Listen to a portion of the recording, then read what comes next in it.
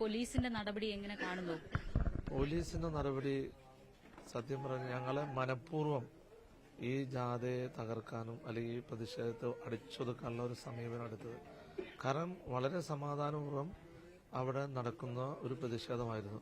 നിങ്ങൾക്ക് പത്രമാധ്യമ സുഹൃത്തുക്കൾ തന്നെ അറിയാം. അവിടെ KPC പ്രസിഡന്റ് ഉദ്ഘാടനം കഴിഞ്ഞു.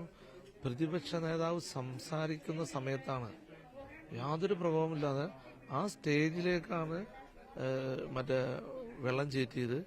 അതുകൂടാതെ തന്നെ ഞങ്ങളൊക്കെ സൈഡിൽ ഒതുങ്ങി നിൽക്കുകയായിരുന്നു.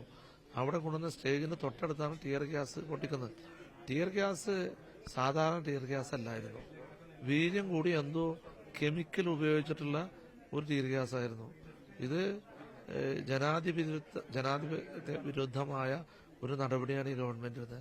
സമരങ്ങളെ അടിച്ചമർത്തുക, അത് ഉന്നത നേതാക്കന്മാർ, MLA Mar, MP Mar, KPCC president അടക്കമുള്ള പ്രതിപക്ഷ അടക്കമുള്ള നേതാക്കന്മാർ നിൽക്കുമ്പോഴാണ് ഈ ടിയർ ഗ്യാസ് ഉപയോഗിച്ചത്. സാധാരണഗതിയിൽ അത്തരത്തിലുള്ള സമരങ്ങളിൽ നേതാക്കൾ പോയ ശേഷം പ്രവർത്തകർ സമരം ചെയ്യുമ്പോഴാണ് ഇങ്ങനെ ഒരു നടപടി ഉണ്ടാവുന്നത്. പക്ഷേ ഇത്തവണ അങ്ങനെയല്ല. MP മാരെയും MLA മാരെയും ഒക്കെ വേദിയിലെത്തിക്കൊണ്ടാണ് പോലീസിന്റെ ഒരു നടപടി. അതാണ് ഇത് കരുതിക്കുട്ടി മോളി എന്നുള്ള ഡയറക്ഷനാണ്.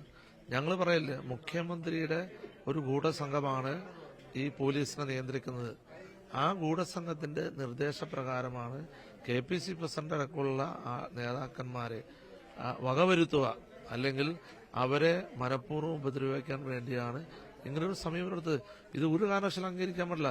ഇത് ജനാധിപത്യ കേരളം ഇത് കണ്ടുകൊണ്ടിരിക്കുകയാണ്. ഇവർ അഹങ്കാരത്തിന്റെയും ധിക്കാരത്തിന്റെയും ഇത് ഒരു കാരണവശാലും അംഗീകരിക്കാൻ പറ്റില്ല. ഇവര് മനഃപൂർവ്വം പ്രശ്നം ഉണ്ടാക്കാൻ നോക്കിയതാണ്.